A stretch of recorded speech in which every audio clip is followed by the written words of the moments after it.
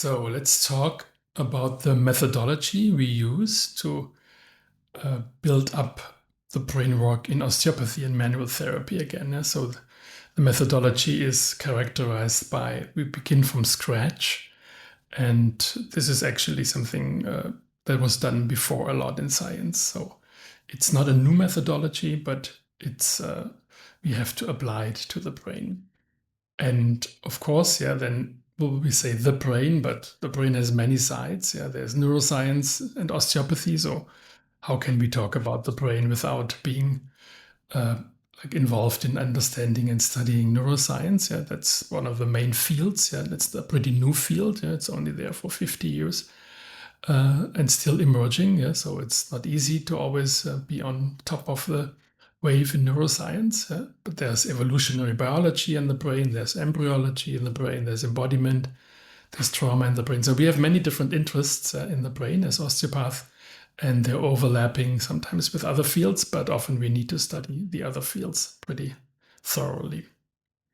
The brain in osteopathy, yeah, so there's an osteopathic methodology, yeah, that's always the same. That doesn't depend on the tissue or the organ, but it always follows the three questions like why do we treat the brain? Yeah, why? How do we connect to the brain or to any other organ? And how do we, as osteopaths, yeah, study the brain? Do we have a specific way of encountering and also learning from the organ? So this is the specific osteopathic methodology. Yeah. And you could go one level deeper, yeah. So we always go from perception, yeah, from our palpation, and we try to understand it in states of activity. Yeah, that's the physiology, and then we want to see it as part of the holistic picture of embodiment. So this is always our approach to any organ and tissue, and also the brain. Yeah? So perception is like our palpation of qualities, manual, mechanical qualities. There are states of activities in any tissue, and we try to give them a clinical interpretation, yeah, based on physiology and pathophysiology. And we try to see it in a larger picture, the way the brain, the organ is embodied in the whole. So there's always a challenge in osteopathy. It's always the same. It has to do with the fact that we're coming from the outside. Our hands are touching the container.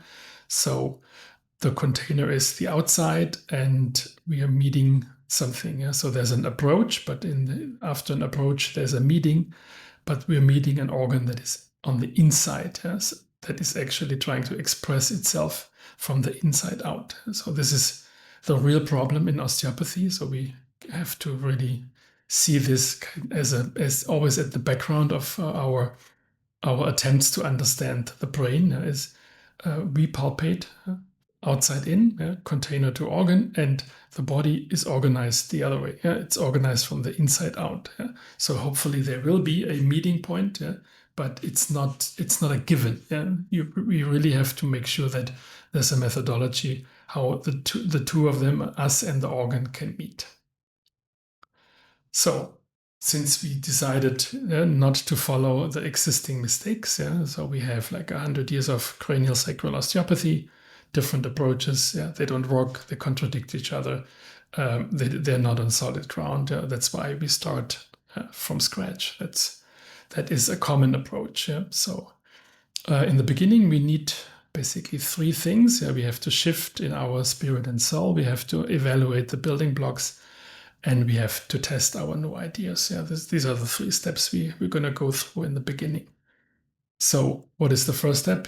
Shift in spirit and soul. That means we have to allow a process where our opinions, our thoughts, whatever we thought is true about the brain, we have to let it fade into the background. Because first of all, it might be part of a construct of non-clinical, non-physiological ideas in osteopathy. So whatever we developed over the last 100 years, we'll put it aside. We might bring it up again, but first we'll put it aside. So, and that's not easy to do because that's something we'd like to hold on to. Second one is it's like a thought experiment. First we'll do it by talking, thinking, studying. We look at the basic building blocks. We look at all the different parts of the brain, or another topic, combine brain and trauma in our discussions.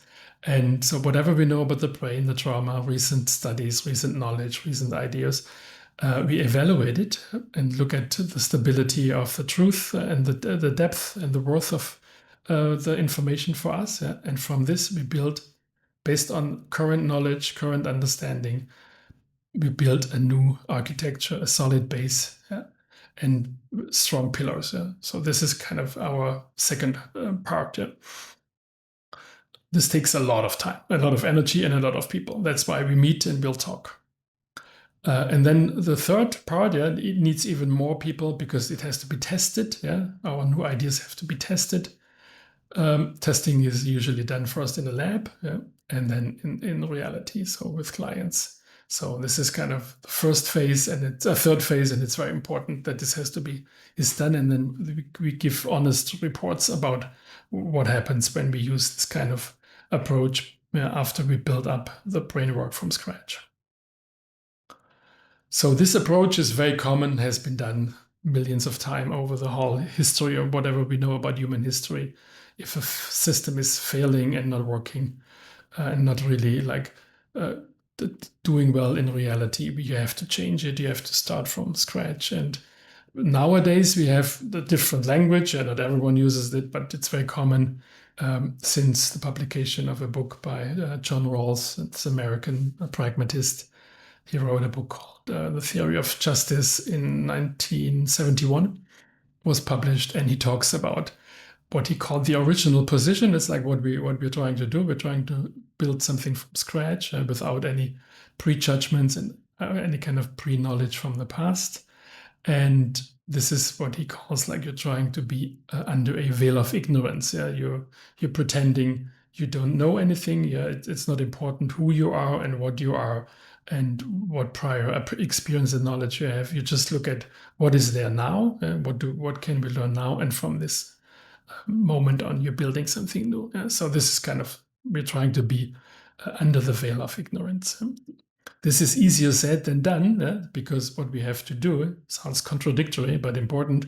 To get behind the veil, yeah, we have to unveil, because we're under many different veils. And I'm just picking three of the most important ones regarding our work and also the brain and the trauma work. So there are three veils we have to unveil to get under the original veil of ignorance.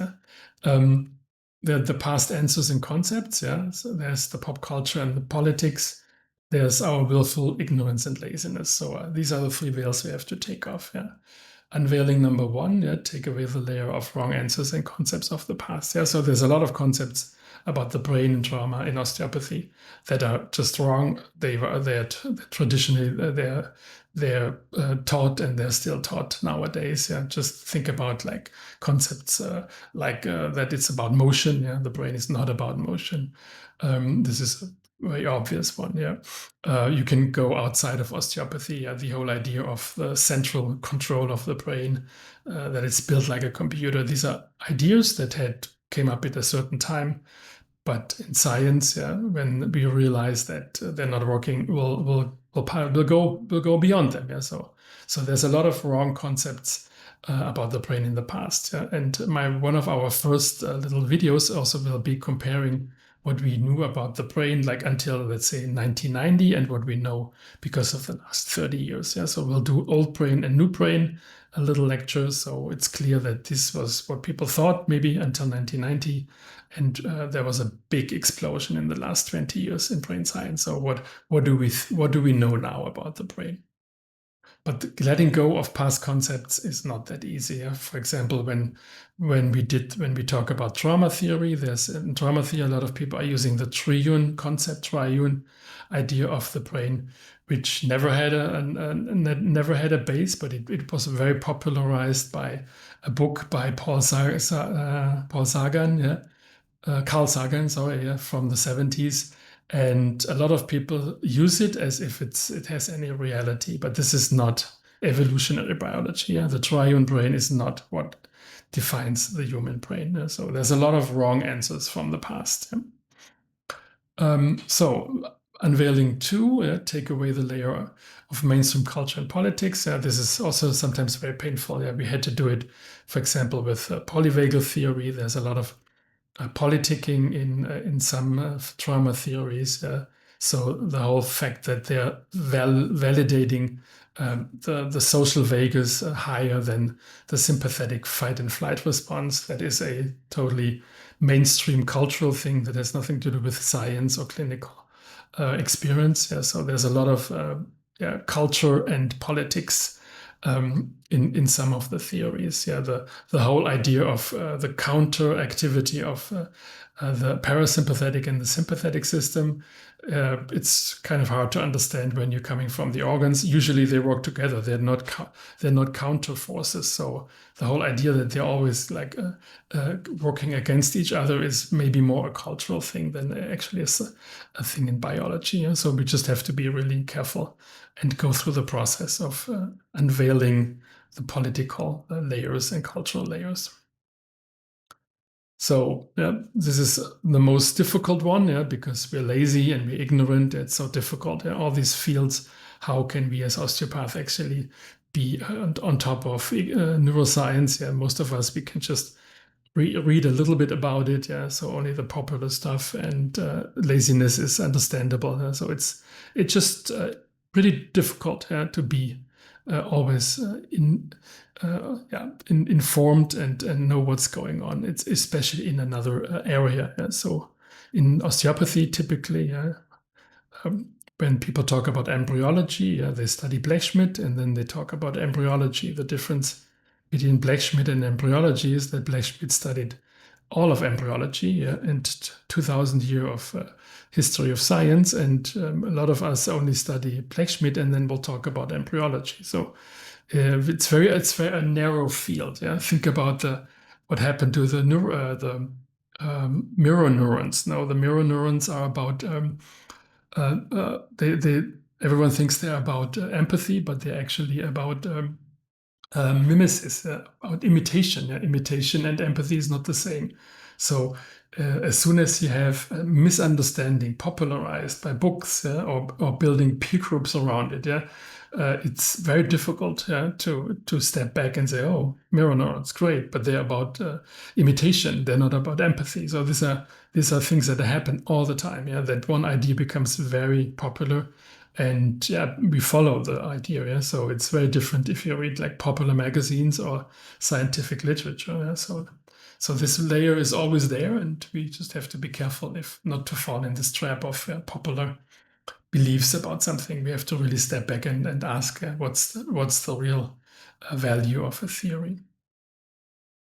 Okay, after all, if you want to understand the brain, there's something very special about it. Yeah, you can maybe understand a liver without having a liver. But you can only understand a brain because you have a brain. Yeah, you need a brain to understand the brain.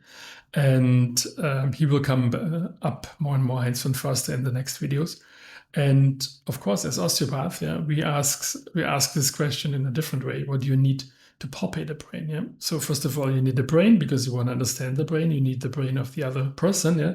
So you already have the complication of two brains, and you need palpating hands. And how do you connect with your palpating hands with your brain to the other brain? So this is the challenge, the real challenge in treating them. Yeah. So first, we'll manage to get through the different veils, and then we'll see what happens. Thanks for your interest.